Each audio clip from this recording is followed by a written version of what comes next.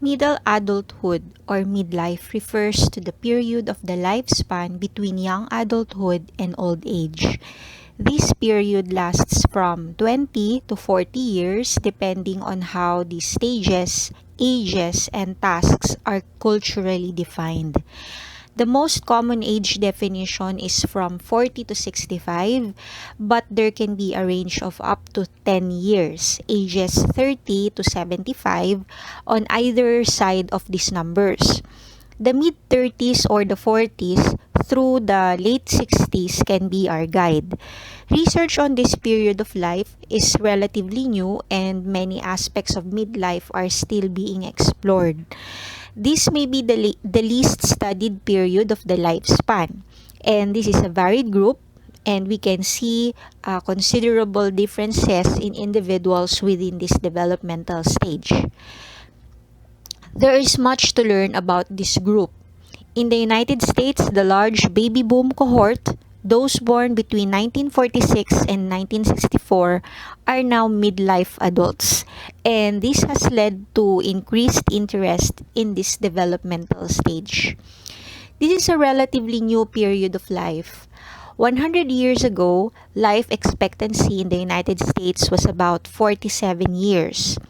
Life expectancy has increased globally by about 6 years since 1990 and now stands at 68 years and ranges from 57 years in low-income countries to 80 in high-income countries. That is according to World Health Organization 2011. This number reflects an increase in life expectancy in Africa due to availability of antiretroviral medications to reduce HIV or AIDS, and a decrease in Europe and in countries in the former Soviet Union. Life expectancy in the United States for those born in 2007 is now at 75.9 for white males, 80.8 for white females, 70 for black males, and 76.8 for black females. That is according to U.S. National Center for Health Statistics 2010. The US ranks 42nd in the world and has been declining in rank.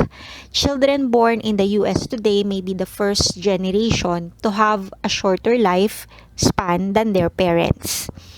Much of this decline has been attributed to the increase in sedentary lifestyle and obesity. Of course, longevity is not the only consideration. How long can we expect to lead healthy lives?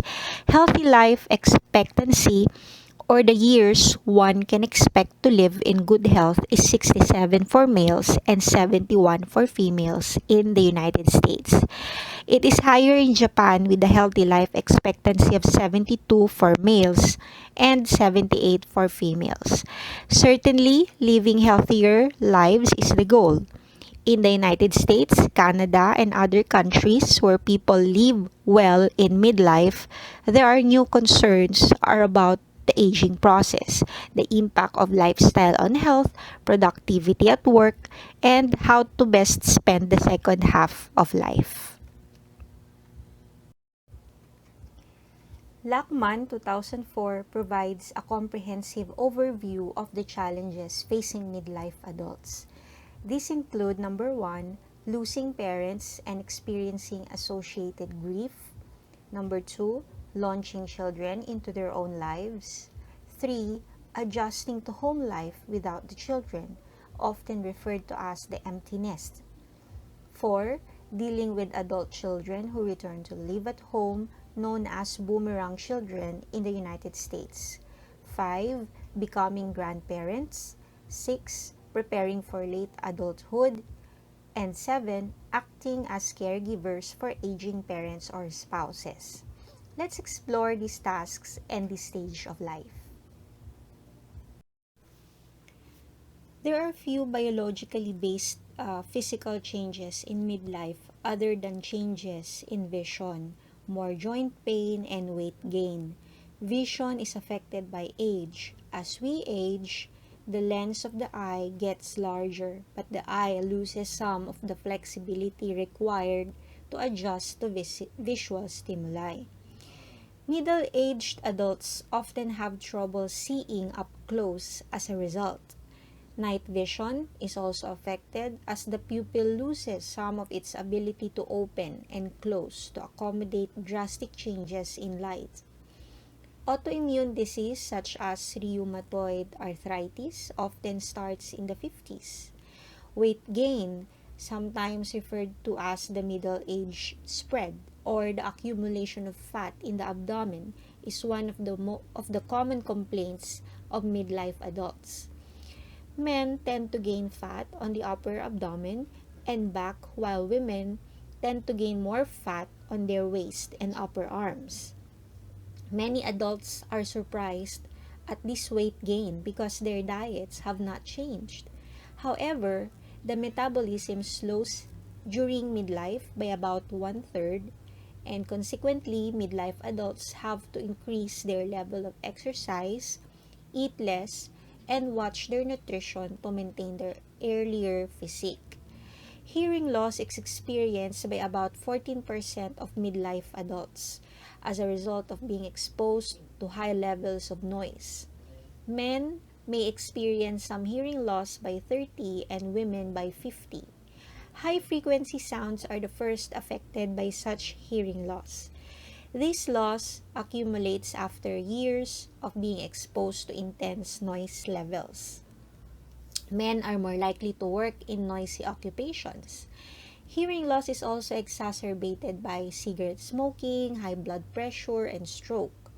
Most hearing loss could be prevented by guarding against being exposed to extremely noisy environments.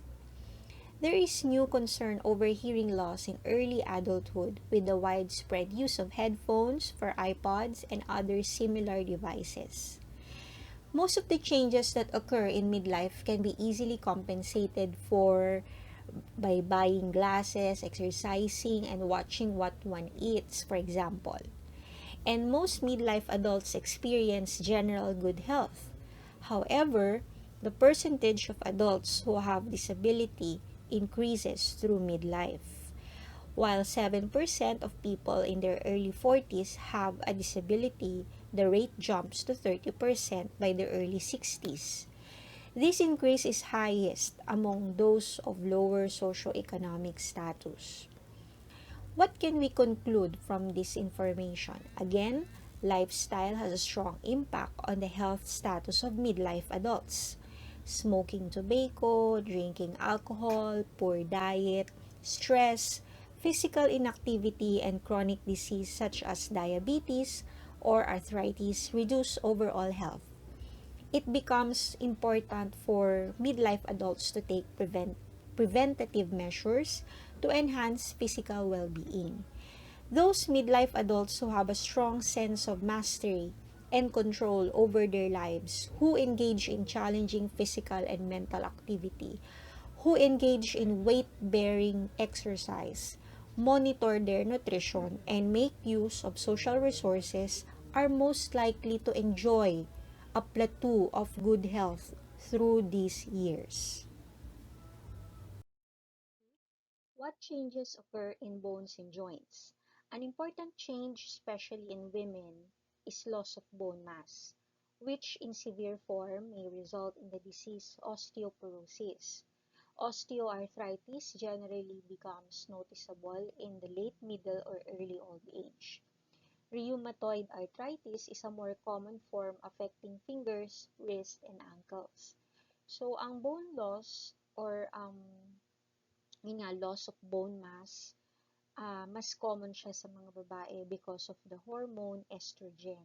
So, when we are in the menopausal period, usually, nagle-lessen yung ating estrogen levels that can lead also to bone loss or loss of bone mass. So, kaya dito prone ang mga babae to experience osteoporosis, no, ito yung sakit na that result to loss of bone mass. Yan. Kaya sa mga commercial, di ba mapapansin nyo na mas madami yung babae na yun nga may sakit sa buto, no? Mas prone sa yun nga magkaroon ng problem or issues with the skeletal system. And also osteoarthritis. Ayan, nangyayari din yan. And also the rheumatoid arthritis. Yung rheumatoid kasi meron lang siyang common na specific na body parts na affected. Usually, yung mga kasukasuan, yan, yung mga parang mga joints ba, yung mga humpungan ng buto. So, yan yung affected, lalo na kapag nga malamig, no? Depende rin sa weather. And also, a sign of aging also. Right? So, ito yung kaninang sinasabi ko, no? So, about the osteoporosis, we have this skeletal maturity, the point in which bone mass is greatest, and the skeleton is at peak development around 19 for women and 20 in men. So, kapag young adult, kadalasan, ito talaga yung kung saan pinaka-highest yung level ng strength ng mga physical aspects natin like the bones, no? So, dito nagmamature yung ating skeletal system. Kaya okay mag-hiking, mag-mountaineering, no? Sumali, mag-engage sa mga sports, no? Sa mga highly active na sports. Pero kapag ikaw ay nasa midlife na, so medyo dito na nagkakaroon ng unti-unting pag-decline, particularly sa ating mga buto. So, osteoporosis is a disease in which bones become porous and extremely easy to break from severe loss of bone mass. So, parang yung sa picture kanina, nakita nyo naman na parang siya nagiging sponge, no? Mas dumadami yung mga spaces, no? Nagiging porous, yan. Kumbaga parang madali siyang mag-break, no? Nagiging brittle yung bone. Yan. And then, rapid loss of bone mass in the first few years after menopause, no? Tulad nga ng sinabi ko kanina sa mga babae. Yan. So, this is more common in women, and women have less bone mass in general. So, yun, hindi nagko-consume ng enough calcium at dahil nga din sa estrogen na nagko-contribute sana sa bone mass, nababawasan pa during the menopause. Okay? Okay. For the risk factors for osteoporosis, we have smoking, syempre. Pag sinabing risk factors, ito yung mga dahilan, no? Pwedeng mga dahilan kung bakit mas lalong yun nga mapapabilis or magiging mas damaging, no, yung osteoporosis or parang magti-trigger. Okay? So, smoking, syempre, high protein diets, excessive intake of alcohol, caffeine and sodium, ayan, and then women who are being treated for asthma, cancer, rheumatoid arthritis, thyroid problems, and epilepsy. So, we can prevent that to happen by, syempre, consuming food that is high in calcium and, of course, vitamin D that we can get from the sunlight. So, sa calcium, we have milk and broccoli. Ayan, kaya mas marami na rin iniinom ng mga gamot during this age to supplement yung ating mga vitamins and minerals that our body needed. Okay. Women over age 65 are specially encouraged to have their bone mineral density or BMD tested by having a dual energy X-ray absorptiometry or DXA test, which measures bone density at the hip and the spine. So, yan. So, pwede namang magpa-test, no, para malaman kung prone ka ba or meron kang osteoporosis. Ayan, para makita yung bone density, porous na ba siya or nagkakaroon na ng loss, no, dun sa bone density. Ayan. Biophosphonates are the most commonly used and are highly effective medication for osteoporosis. It slows the bone breakdown process by helping to maintain bone density during menopause. So, ito yung mga examples brand, no? Fosamax, Actonel, and Boniva. Of course, kailangan pa rin ng prescription from the doctor, no? These are only examples. And selective estrogen receptor modulators or SERMs are not estrogens, but they are compounds that have estrogen-like effects on some tissues and estrogen blocking effects on other tissues. So, yan, ito, isa rin to sa pwedeng parang treatment, yan, kapag na-diagnose ka with osteoporosis. For arthritis naman, over time, the bones underneath the cartilage become damaged, which can result in osteoarthritis. So, iba to dun sa osteoporosis. No? Doon naman nagiging porous yung bone. No? A loss of bone mass, nagiging brittle. Dito, nadadamage no, yung bones underneath the cartilage. So, this is a gradual onset of bone damage with progression of pain, yan, masakit, and disability, together with minor signs of inflammation o pamamaga. So, osteoarthritis is an example of a wear and tear disease. Sabihin, syempre, kakagamit mo, matagal mo nang ginagamit yung katawan mo for some reason, like for your job, occupation, or lifestyle. Syempre, nai-injured no, yung ating mga bones. Yeah, this is a degenerative disease caused by injury or overuse. Yan, wear and tear disease. Athletes, yan, common to sa mga athletes and manual laborers. Okay? It affects the hands, spine, no, likod, hips, balakang, and knees. Okay, so for management, yung iba gumagamit ng steroids, anti-inflammatory drugs, syempre pahinga din, rest, and non-stressful exercises. And modification of diet, no? And a variety of homeopathic remedies. A second form of arthritis is rheumatoid arthritis, a more destructive disease of the joints that also develops slowly. It typically affects different joints and causes different types of pain than osteoarthritis. So, mas masakit ito, no? Mas painful at mas mapanira. Pattern of morning stiffness and aching develops in the fingers, wrists, and ankles on both sides of the body.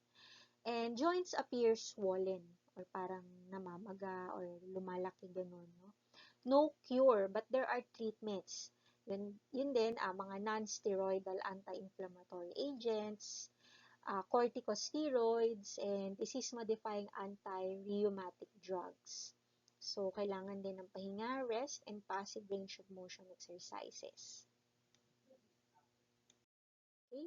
Here, we can see the similarities and differences among osteoporosis, osteoarthritis, and rheumatoid arthritis. So, dito sa osteoporosis, kita nyo naman lahat may check, may X, no?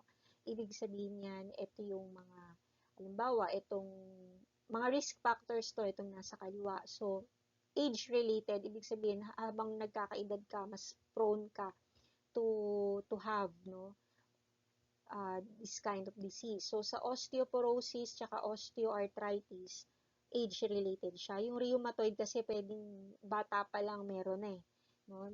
Hindi masyadong hindi kinakailangan na matanda na siya. And then sa menopause, of course, mas prone siya sa osteoporosis. Yan, kasi ang rheumatoid naman pwede mangyari sa lalaki, ganun din itong osteoarthritis. Family history, of course, the three, pasok silang tatlo. Use of certain medications such as glucocorticoids or seizure medication, mas prone siya sa pag-develop ng osteoporosis, no? Kaya nga yung may mga epilepsy, ayan. And then, calcium deficiency, of course, dito rin siya. Ayan. Inactivity, yung hindi masyadong nagagalaw, sedentary lifestyle, osteoporosis din. Overuse of joints, ayan. So, dahil nga wear and tear disease siya, osteoarthritis naman to. And then, smoking, excessive alcohol, and anorexia nervosa, which means yung restricted yung diet, osteoporosis din. And excessive weight sa osteoarthritis kasi nga, syempre, mas napapagod yung ating buto kapag medyo mabigat tayo, mas hirap sa paggalaw. Alright? So, yan yung mga similarities and differences. Okay?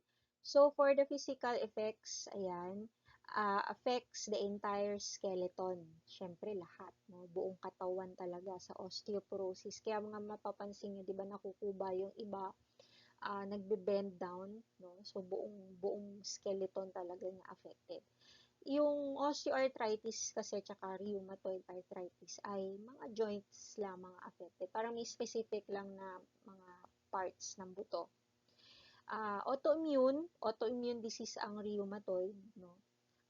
And then bony spurs, ayan, and then enlarged or malformed joints, and height loss, yan. Kasi nga, nabebend, kaya sa osteoporosis, yan. Lumiliit din yung tao. Parang ganung illusion. Okay?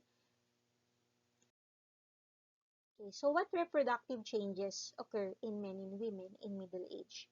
The climacteric or loss of the ability to bear children by natural means and menopause or the cessation of menstruation occur in the 40s and 50s and constitute a major change in reproductive ability in women.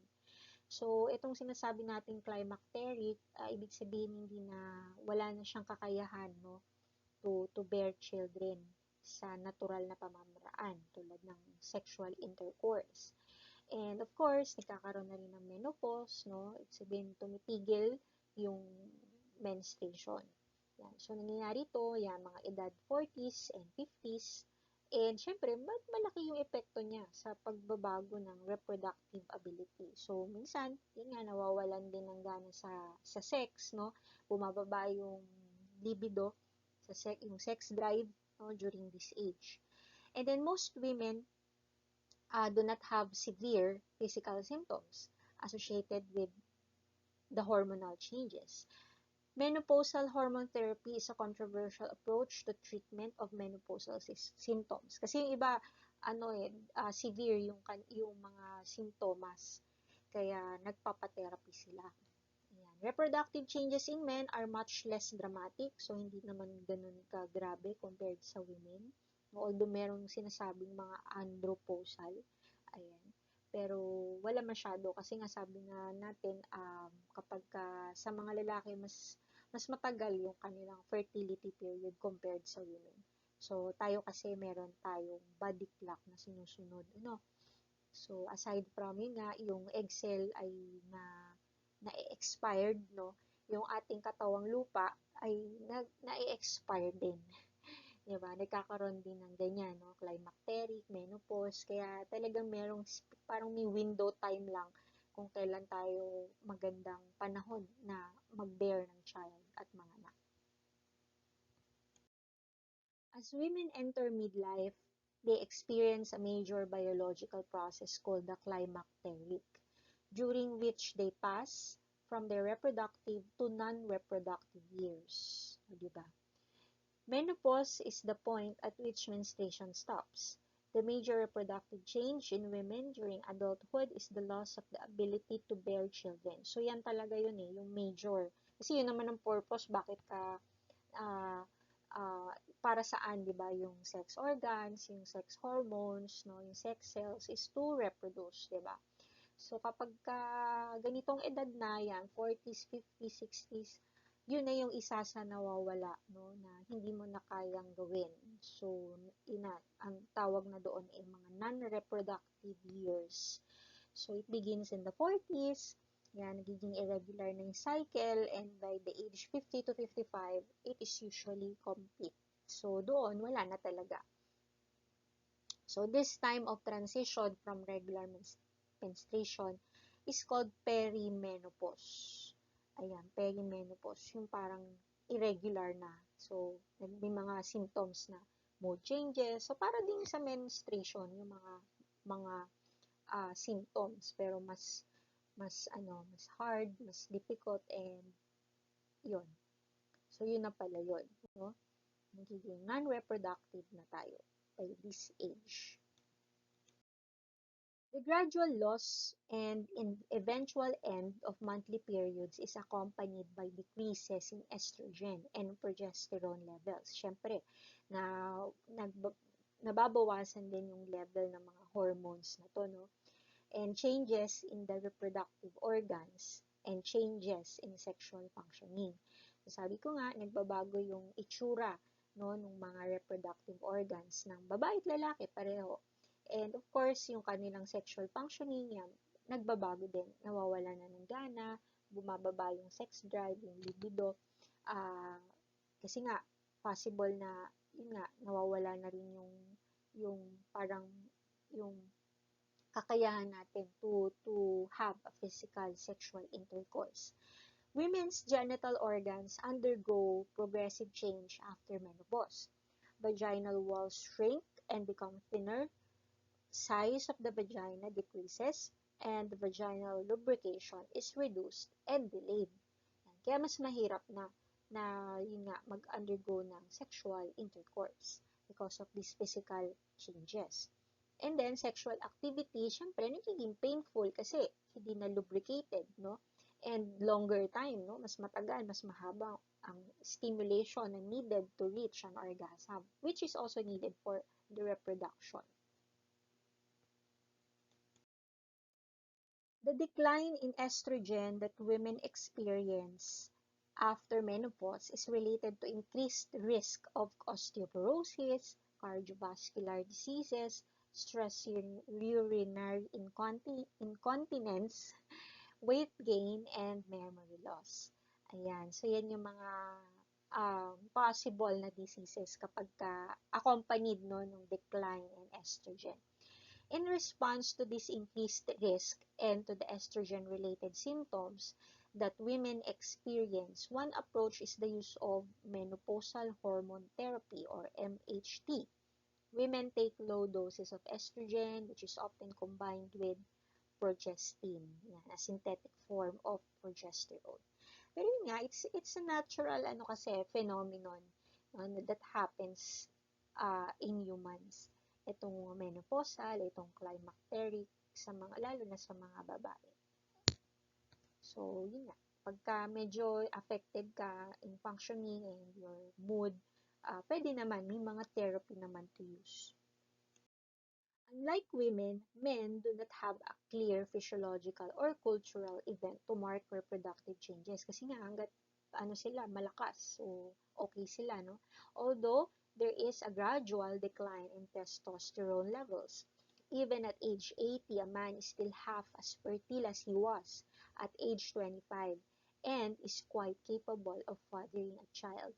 With increasing age, the prostate gland enlarges, becomes stiffer, and may obstruct the urinary tract. That's why, sa ganitong edad naman sa mga boys, sa mga males, they are prone to develop yung mga disease like prostate cancer, diba? So, meron din mga ganun.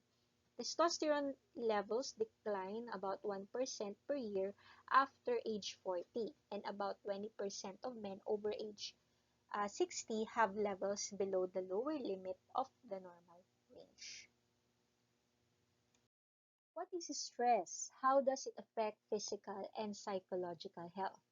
In the stress and coping paradigm, stress results from a person's appraisal of an event as taxing his or her resources.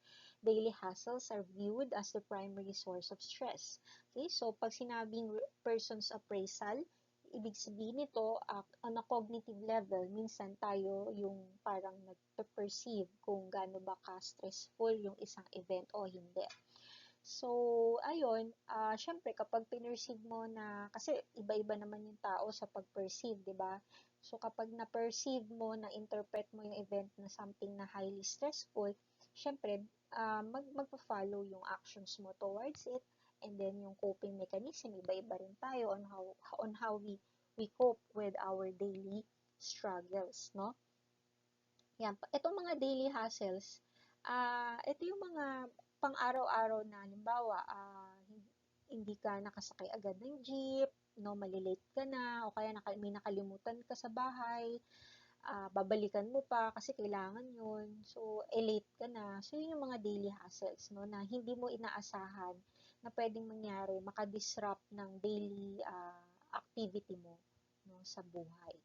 Yan. The types of situations people appraisal as stressful change through adulthood. Siyempre, nagmamature, no? Kung nung bata ka pa, nung adolescent ka, ito yung ikinaka-stress mo. Pagdating mo sa middle adulthood, nag-iiba. No, maaring hindi na nakaka-stress sa'yo yun, okay na sa'yo lumabas nang wala kang makeup, okay na sa'yo yung kahit anong suot mo. Yan. Pero may mga ibang bagay na mas nakaka-stress na compared nung ikaw ay bata-bata pa. family and career issues are more important for young and middle-aged adults, di ba? Yan, tungkol sa family, tungkol sa career, yan. And health issues naman are more important for older adults. So, kanya-kanya tayo ng kumbaga may stages din kung ano yung mas nakaka-stress during that time. Okay? Alright. So, meron tayong dalawang klase ng behavior pattern.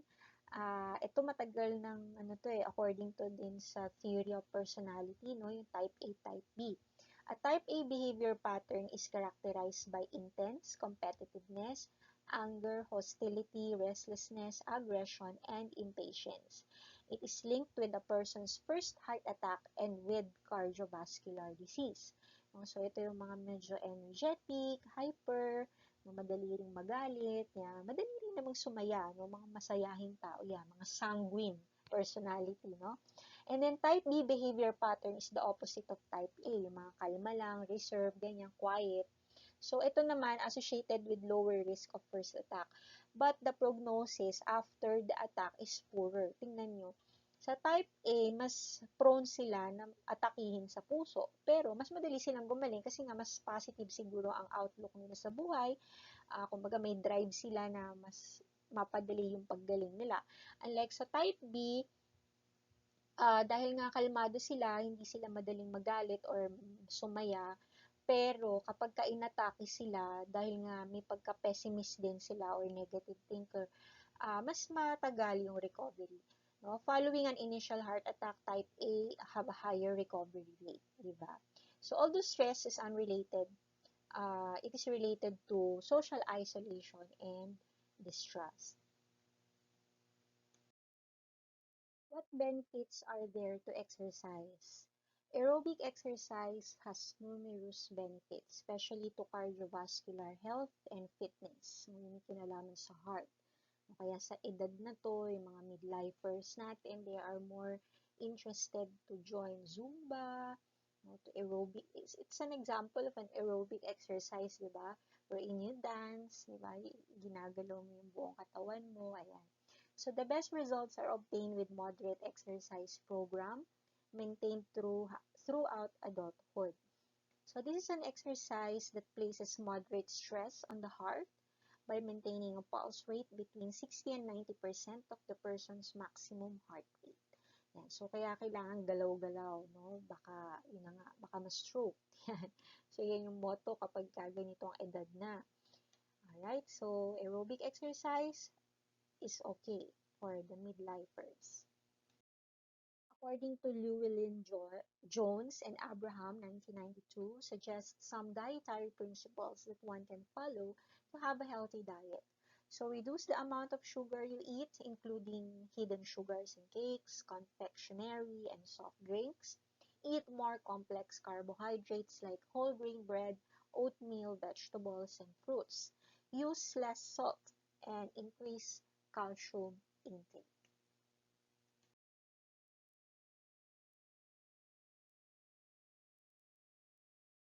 Okay, so for the cognitive development of the middle adulthood, mas prominent sa age na to yung tinatawag nating practical intelligence.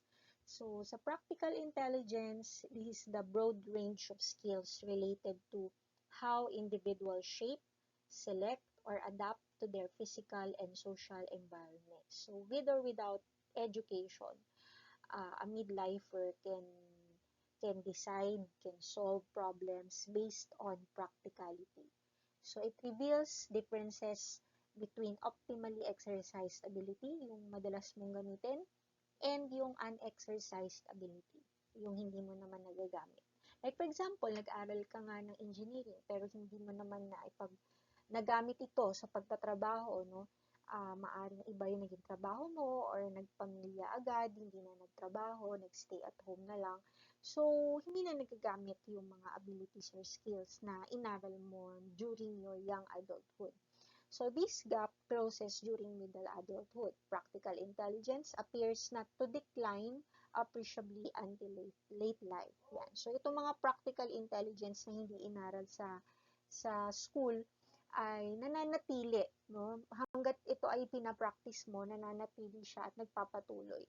So, sabi nga, use it or lose it, di ba? So, yan, practical intelligence. Okay, so to test, no, yung practical intelligence, take a moment to think about the following problems. So, here are examples, no, na kinakailangan ng practical intelligence. So, number one, a middle-aged woman is frying chicken in her home when all of a sudden a grease fire breaks out on top of the stove.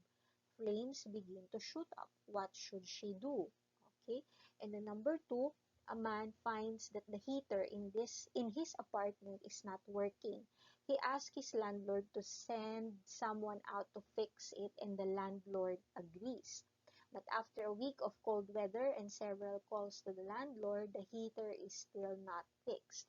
So what should the man do? Okay, so we can talk about this during our online synchronous, or if you have answers to this, or if you have a solution to these problems, you can comment or you can email your answers.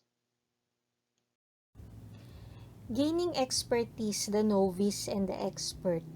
When we work extensively in an area, we may gain expertise. Some areas of expertise develop after about 10 years of working in a field.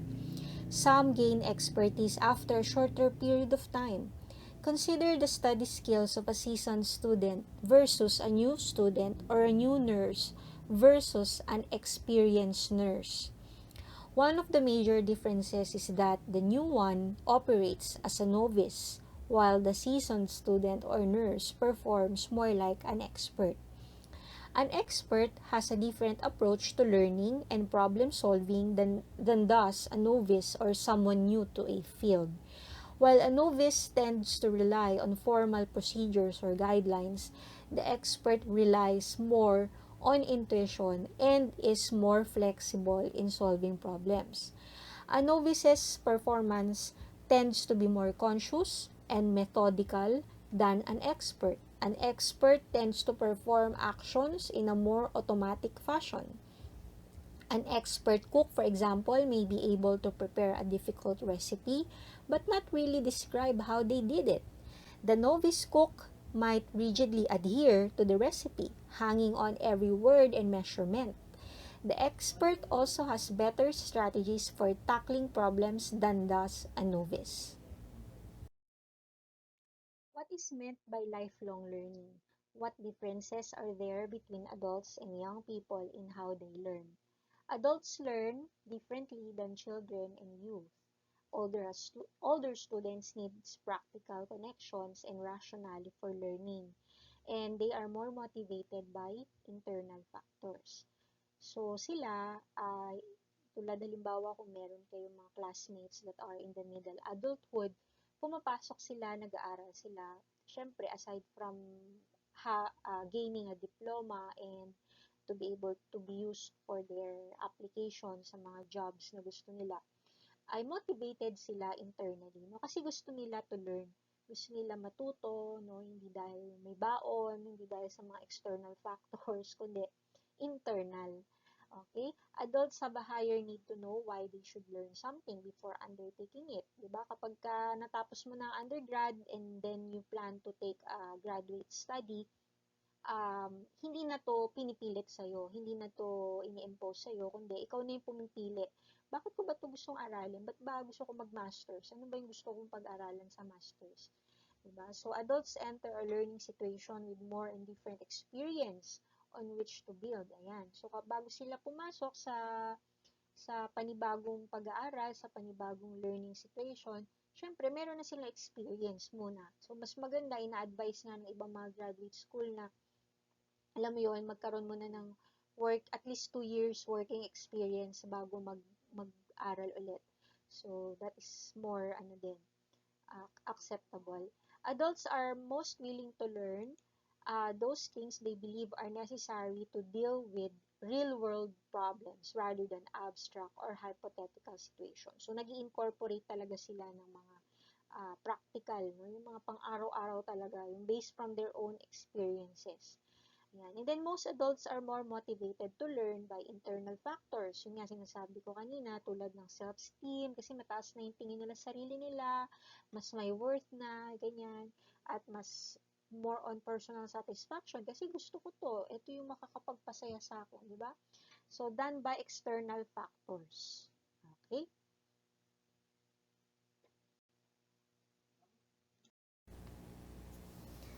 Personality in midlife. Does the personality change in midlife? Think about your parents or other adults you've known for some time. Did their personalities change when they reached midlife? Or were they pretty much the same? Some theorists maintain that personality becomes more stable as we reach middle adulthood. Others suggest that with age comes the addition of new personality traits ones we may not have felt comfortable showing when we were younger. Midlife is viewed as a time of increased stability, especially if compared with early adulthood or adolescence. A person's tendency toward extroversion, agreeableness, and neuroticism, conscientiousness, and openness, the big five personality traits, is more consistent. Midlife adults become more agreeable but decline in openness and neuroticism. However, midlife is also viewed as a time of change. Carl Jung believed that our personality actually matures as we get older. A healthy personality is one that is balanced. People suffer tension and anxiety when they fail to express all of their qualities. Jung believed that each of us possess a shadow side. For example, those who are typically introverted also have an extroverted side that rarely finds expression unless we are relaxed and uninhibited. Each of us has both a masculine and feminine side, but in younger years, we feel societal pressure to give expression only to one. As we get older, we may become freer to express all of our traits as the situation arises. We find gender convergence in older adults. Men become more interested in intimacy and family ties. Women may become more assertive. This gender convergence is also affected by changes in society's expectations for males and females. With each new generation, we find that the roles of men and women are less stereotypic, and this allows for change as well. Again, a sense of mastery and control over one's life can help midlife adults meet the challenges of this time of life. Okay, so in terms of personality, during the middle adulthood, personality is more likely to be stable. So what is the five-factor model? This is according to Costa and McCrae, di ba? So what evidence is there for stability and personality traits? So the five-factor model postulates the five dimensions of the personality, yung ocean, no? Yung neuroticism, extroversion, openness to experience, agreeableness, and conscientiousness. Sa several longitudinal studies, ibig sabihin ng longitudinal, di ba, you study a certain group of persons since they were small up to a specific age that you would want them to study, di ba? So longitudinal, the same group of people across time indicate that personality traits show long-term stability. So, hindi nagbago. Mula nung childhood sila, adolescent sila, young adult sila, ngayon middle adult na sila, ganun pa din. No? Although may mga changes siguro, pero very minimal or slight lang. Increasing evidence show that traits change across adulthood. Nagbago, no? Lalo na nung childhood, papuntang adulthood, pero hindi naman ganun kagrabe. And then, more likely to be stable na pagdating ng young, middle, and late. Yan. Kasi nga, yun na yung matatawag mo na personality mo talaga. Yan. Lalong-lalo na kapag sa mga trait theories, they don't consider the childhood personality as a personality. So, kapag ka-adult ka na, so mas mature, healthy personality na. Okay, here are the big five personality traits by Paul Costa Jr. and Robert McRae in 2002.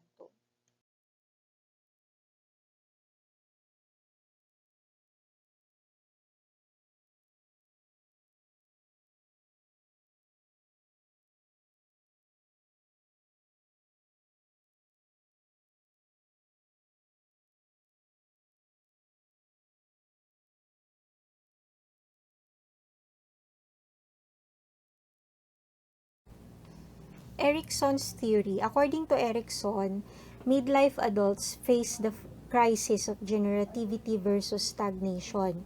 This involves looking at one's life while asking the question, am I doing anything worthwhile? Is anyone going to know that I was here? What am I contributing to others? If not, a feeling of being stuck or stagnated may result. This discomfort can motivate a person to redirect energies into more meaningful activities. It is important to make revisions here so that in later life, one may feel a sense of pride and accomplishment and feel content with the choices that have been made.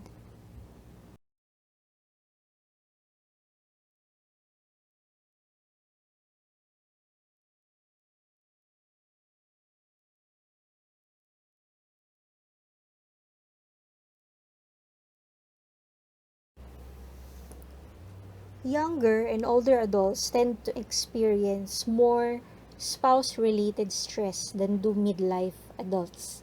Midlife adults often have overload stressors such as having too many demands placed on them by children or due to financial concerns. Parents adjust to launching their children into lives of their own during this time. Some parents who feel uncomfortable about their children leaving home may actually precipitate a crisis to keep it from happening or push their child out too soon. But even welcomed and anticipated departure can still require adjustment on the part of the parents as they get used to their empty nest. Adult children typically maintain frequent contact with their parents if for no other reason for money and advice. Attitudes toward one's parents may become more accepting and forgiving as parents are seen in a more objective way as people with good points and bad. And as adults, children can continue to be subjected to criticism, ridicule, and abuse at the hand of parents. How long are we adult children? For as long as our parents are living, we continue in the role of son or daughter. But after once parents are gone, the adult is no longer a child. As one 40-year-old man explained after the death of his father, I'll never be a kid again. And adult children known as boomerang kids may return home to live temporarily after divorces or if they lose employment. Being a midlife child sometimes involves kin keeping, organizing events and communication in order to maintain family ties. Kin keepers are often midlife daughters. They are the person who tells you what food to bring to a gathering or makes arrangement for a family reunion. But kin keepers can be midlife sons as well.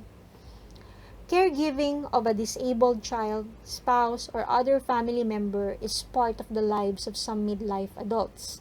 Overall, one major source of stress is that of trying to balance caregiving with meeting the demands of work away from home. Caregiving can have both positive and negative consequences that depend in part on the gender of the caregiver and the person receiving the care. Men and women express greater distress when caring for a spouse than when caring for other family members. Men who are providing care for a spouse are more likely to experience greater hostility but also more personal growth than non-caregiving males. Men who are caring for disabled children express having more positive relationship with others. Women experience more positive relationship with others and greater purpose in life when caring for parents, either in or outside of their home. But women who are caring for disabled children may experience poorer health and greater distress as a result.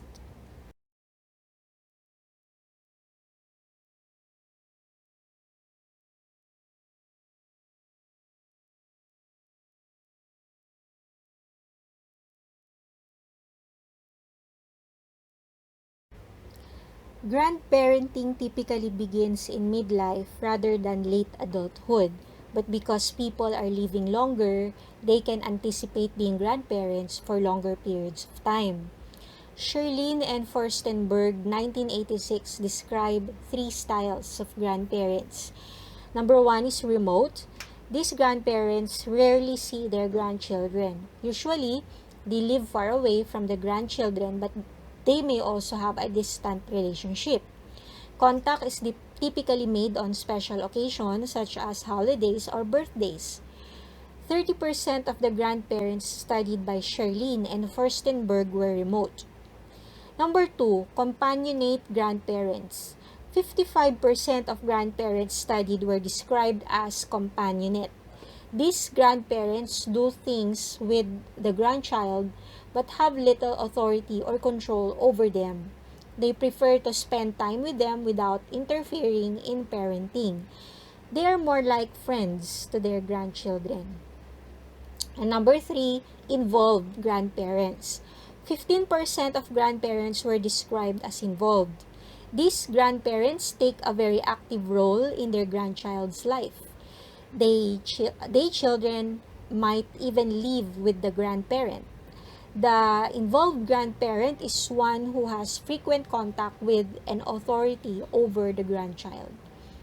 An increasing number of grandparents are raising grandchildren today. Issues such as custody, visitation, and continued contact between grandparents and grandchildren after parental divorce are contemporary concerns.